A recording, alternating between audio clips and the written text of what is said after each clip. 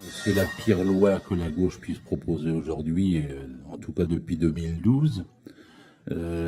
106 articles, 19 ordonnances qui vont suivre. Le travail le dimanche, ça c'est ce qui est le plus connu, mais il y a aussi le travail de nuit, jusqu'à 23h59, en soirée, comme ils disent. Il y a la facilité de licenciement, c'est-à-dire il y a au moins 4 mesures qui vont faire que même les gens qui sont licenciateurs ne pourront pas obtenir d'indemnité ni être réintégrés.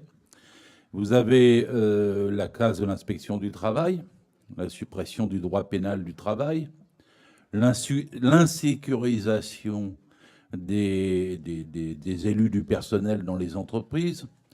Vous avez de côté la fin de la médecine du travail, vous avez la casse des prud'hommes, et en filigrane, on verra après dans les ordonnances, peut-être la fin des CHSCT, et finalement le recul le plus spectaculaire du droit du travail qu'on pourra avoir eu depuis le Conseil national de la résistance et la fin de la Seconde Guerre mondiale. On nous a présenté ça comme une loi d'avenir, c'est une loi du 19e siècle. Il suffit d'écouter Macron. Qu'est-ce qu'il dit? Il dit « réussissez, enrichissez-vous ». Et après, aux jeunes, il dit « ayez envie de devenir des milliardaires ». Et après, il leur fait des autocars pour ceux qui n'auront pas assez de sous pour prendre le TGV. Et ensuite, il dérégule à peu près tout. Là où il y avait des notaires, on pouvait critiquer, mais on pouvait imaginer que ça puisse devenir un service public. Non, là, il va livrer ça aux firmes juridiques anglo-saxonnes. Ça sera plus cher et sûrement plus corrompu. Il va, enfin, c'est un phénomène de low cost pour les taxis. La société Uber va pouvoir remplacer la G7 avec des gens qui ne seront même pas salariés. Et en général, c'est la dérégulation. Alors, pourtant, nous, on le sait. Quand on dérégule, ça augmente le chômage. Ce qui permet de lutter contre le chômage, c'est la loi et la régulation. Il n'y a pas d'exemple contraire depuis qu'il y a eu une augmentation des facilités de licenciement. Le chômage a toujours augmenté. Et cette loi Macron va être une loi pour le chômage. Ça va être une loi contre les salariés. Ça va être une loi rétrograde à 100%. Il n'y a pas encore de conscience suffisante parce qu'elle est présentée de façon compliquée. Je vais vous donner un exemple. Il y a un article technique, il a même fallu que je le lise 2 fois avant de le comprendre, qui disait on change l'article 2064 du Code civil, on va enlever une suppression dedans. Bon, tout le monde n'était pas allé voir la suppression de l'article 2064 du Code civil. C'est simple. C'est le petit alinéa qui dit que le contrat de travail n'est pas un contrat ordinaire de droit civil. Donc il peut devenir un contrat ordinaire de droit civil. Alors, les gens vont se dire qu'est-ce que ça veut dire? Ben, ça veut dire que vous passez un contrat de gré à gré avec votre employeur qui peut ne pas relever des prud'hommes ni du contrat de travail. C'est même l'abolition finalement du droit du travail. Ça ne se fera pas du jour au lendemain. Évidemment, c'est une brèche. Ouais. Mais l'utilisation et la généralisation de cette offensive, je vous donne un exemple. C'est les chauffeurs de taxi nouveaux, là, comment on appelle ça, VTC, chauffeurs tourisme. Bah, ils se mettent à leur compte, ils n'ont pas besoin d'être formés, ils n'ont pas besoin de passer un contrat. On leur commande une course. Vous avez même un feuilleton à Londres maintenant sur les télés qui raconte ça. Le gars, il est au service de la mafia, il a un contrat 0 heure, et quand le mafieux l'appelle, il arrive. Là, ça sera la société Uber. Hein, une nuit, il fera une course à 4 € parce qu'il n'y a pas de compétition, il n'y a personne. Et puis, bah, vous allez payer 250 € quand vous revenez de la fête au jour de l'an, comme ça a été le 1er janvier dernier. Et Uber fera du low cost, des variations de prix, il déterminera les prix centralement, il enverra ses hommes non salariés partout où ils voudront, et vous aurez une casse de tout un secteur. Mais vous pourrez avoir ça dans le nettoyage. Vous pourrez avoir ça pour les femmes de ménage. Vous pourrez avoir ça pour les profs qui donnent des cours le soir, ça existe déjà en partie d'ailleurs. et qui aide au devoir.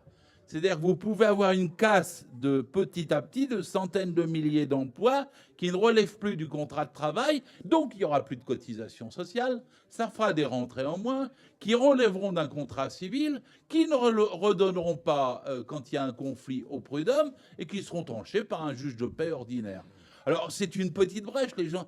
Pourquoi quelqu'un qui se prétend de gauche, qui est dans un gouvernement de gauche, ose-t-il faire ça ? Et pourquoi l'ensemble de la société et le syndicat ne sont-ils pas vent debout ?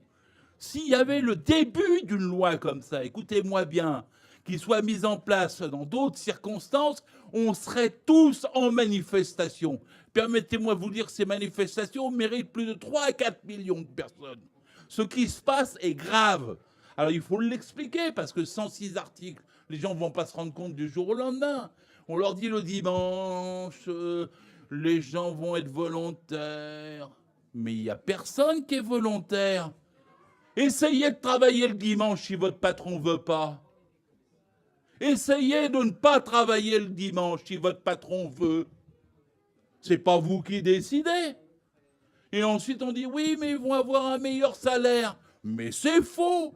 Ce seront des femmes pauvres et précaires et des étudiants désargentés qui seront obligés de travailler le dimanche. Et la loi, écoutez-moi bien, parce qu'il y a du manchon officiel, la loi ne prévoit aucune majoration de salaire. Alors les gens se laissent parfois avoir parce qu'ils disent la loi prévoit une négociation pour une majoration de salaire. Mais ça renvoie au bon vouloir du patron. Et le patron, il dira, parce que vous savez que le chiffre d'affaires pour les magasins ouverts le dimanche, il est plus bas que les autres jours. Ce qui est de toute façon en plus est acheté le dimanche ne l'est pas le lundi. Et un emploi précaire créé le dimanche n'est plus là le lundi. Ça ne créera pas d'emploi. Ça ne fera que de supprimer des emplois chez les petits commerçants.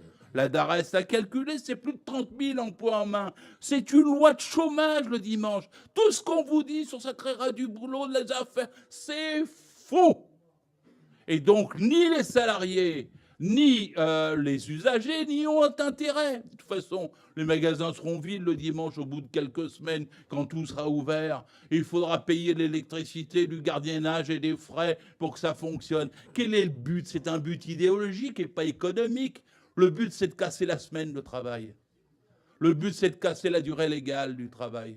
C'est la même chose pour le travail en soirée. Il y a besoin d'acheter du parfum en soirée sur les Champs-Élysées. Mais à qui on va faire croire ça ? Il y a des Chinois embusqués qui s'attendent là que ça ouvre et ils attendent que ce soit 21h ou 22h. Et ils vont acheter subitement leur parfum. Et quand il n'y a pas le parfum, ils sont fâchés.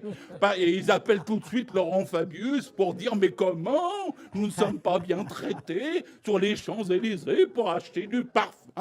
Le soir, on veut absolument des femmes esclaves qui viennent d'Aubervilliers et qui restent jusqu'à 23h59 et qui rentreront chez elles à 2h du matin pour acheter du parfum. » Mais enfin, qui croit ça ?